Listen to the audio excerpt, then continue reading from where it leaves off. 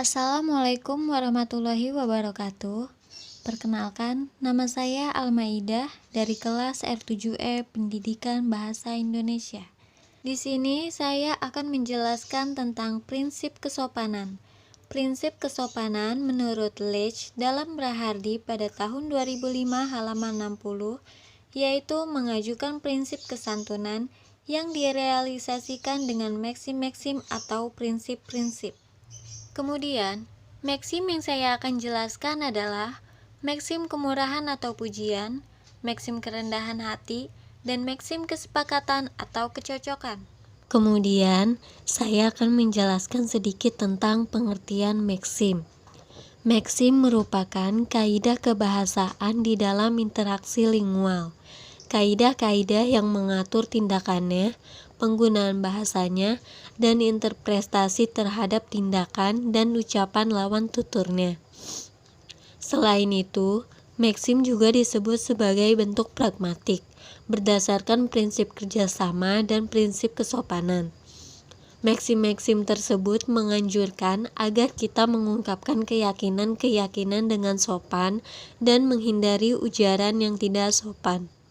Sebelum memasuki materi, ada pendapat menurut para ahli, yaitu Brown dan Levinson pada tahun 1987 menyatakan bahwa kesopanan merupakan sebuah tindakan untuk mencegah dan menangani tindak tutur yang mengancam citra diri atau image orang lain maupun diri sendiri.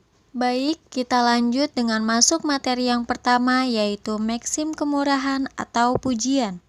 Pada maksim kemurahan atau maksim pujian, menjelaskan bahwa orang akan dapat dianggap santun apabila dalam bertutur selalu berusaha memberikan penghargaan kepada orang lain.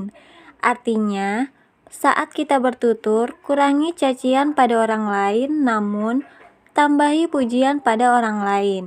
Dan dengan maksim ini diharapkan para petutur tidak saling mengejek, mencaci, atau saling merendahkan pihak lain. Peserta tutur yang sering mengejek peserta lain dalam kegiatan bertutur akan dikatakan sebagai orang yang tidak sopan. Dikatakan dengan demikian karena tindakan mengejek merupakan tindakan tidak menghargai orang lain. Dan pada maksim ini membutuhkan penutur untuk menghindari segala sesuatu yang menyakitkan orang lain, terutama petutur. Jadi, kita sebagai penutur harus bisa menjaga lisan kita agar orang lain tidak tersakiti atas ucapan kita.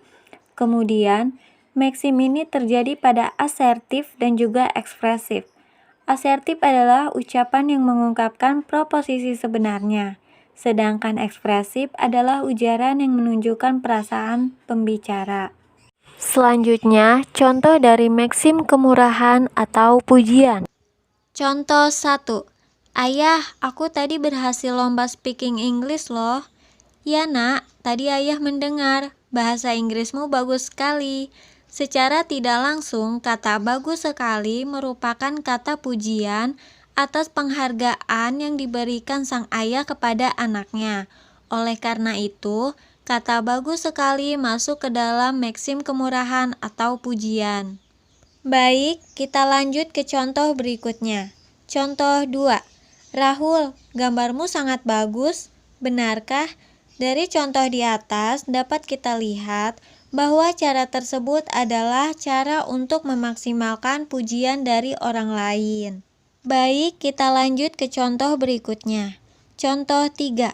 Anjeli, ternyata selain cantik, kamu juga pandai memasak ya? Rahul, kau sangat tampan sekali memakai baju itu. Pada ujaran A dan B terlihat sangat sopan, karena dari kedua ujaran tersebut bersifat ekspresif dan juga asertif, sekaligus memuji tanpa mengkritik. Artinya, pada ujaran tersebut penutur mengungkapkan proposisi sebenarnya dan ujaran yang menunjukkan perasaan pembicara dari apa yang mereka lihat dan apa yang mereka rasakan. Kita lanjut pada poin kedua, yaitu maksim kerendahan hati. Baik, dalam maksim kerendahan hati, Menghendaki para pengguna bahasa untuk meminimalkan pujian kepada diri sendiri atau penutur, dan memaksimalkan celaan atau rasa tidak hormat kepada diri sendiri atau penutur. Menurut Leach pada tahun 1993, halaman 214. Dari penjelasan di atas, dapat kita artikan bahwa para peserta harus meminimalkan pujian terhadap diri sendiri dan memaksimalkan rasa tidak percaya diri. Maksudnya, kita tidak boleh berbangga secara berlebihan atas kelebihan yang kita miliki, namun kita juga harus memaksimalkan rasa tidak percaya diri kita. Dalam maksim kerendahan hati, kita harus memperhatikan tingkat evaluasi baik atau buruk orang lain atau diri sendiri yang diucapkan oleh pembicara. Kita lihat dari contoh maksim kerendahan hati. Contoh 1. Alicia, kamu cantik sekali hari ini. Ah, aku biasa saja kok. Dalam ujaran tersebut terlihat sangat sopan, karena meminimalkan pujian kepada diri sendiri dan memaksimalkan pujian kepada diri sendiri.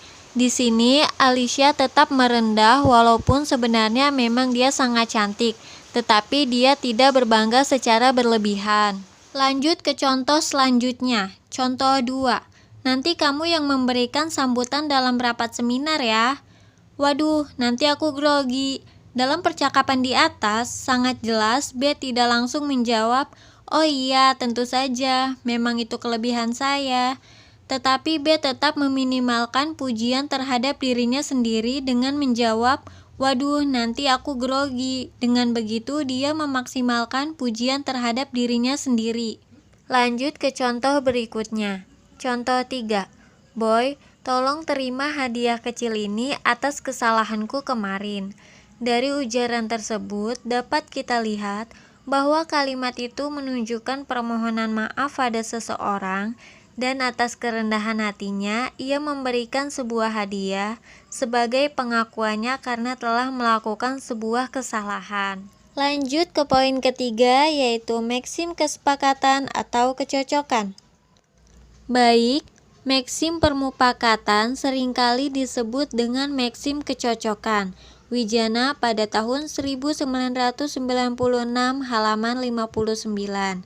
Di dalam maksim ini ditekankan agar para peserta tutur dapat saling membina kecocokan atau kemufakatan di dalam kegiatan bertutur. Hal ini berlaku terutama jika penutur dan mitra tutur berbeda dalam hal umur, jabatan, dan status sosial. Bahkan kita seperti sudah mempunyai pola bahwa orang yang lebih muda harus menghormati orang yang lebih tua, salah satunya dengan mengiyakan keinginan orang yang lebih tua. Begitupun dengan unsur jabatan.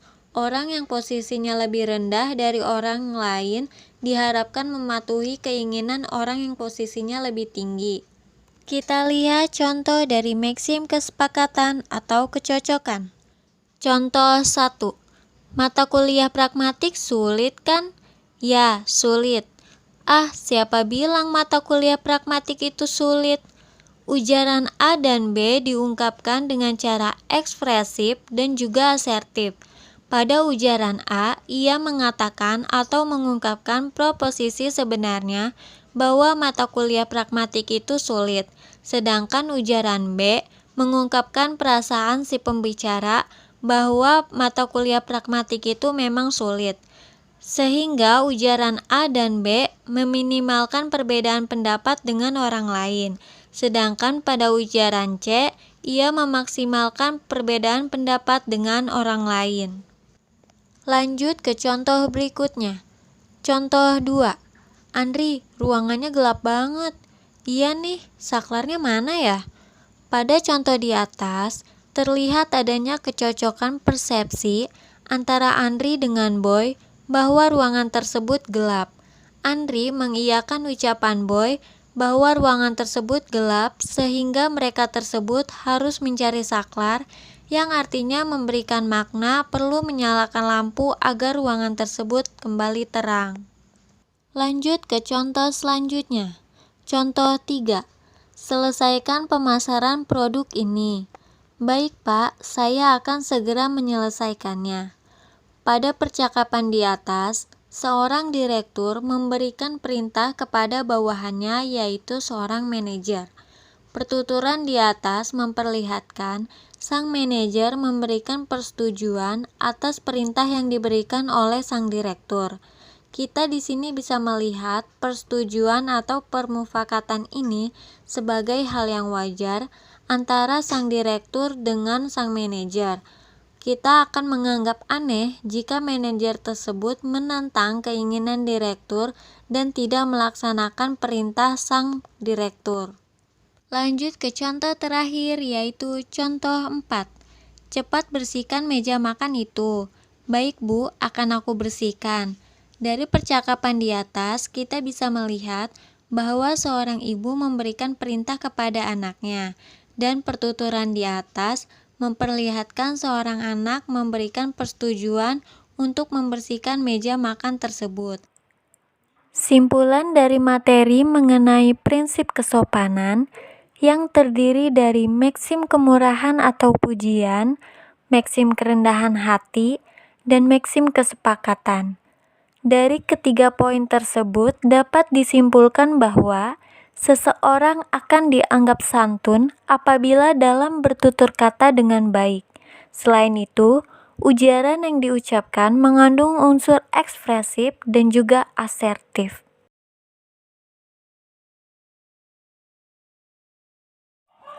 Sekian presentasi saya pada hari ini.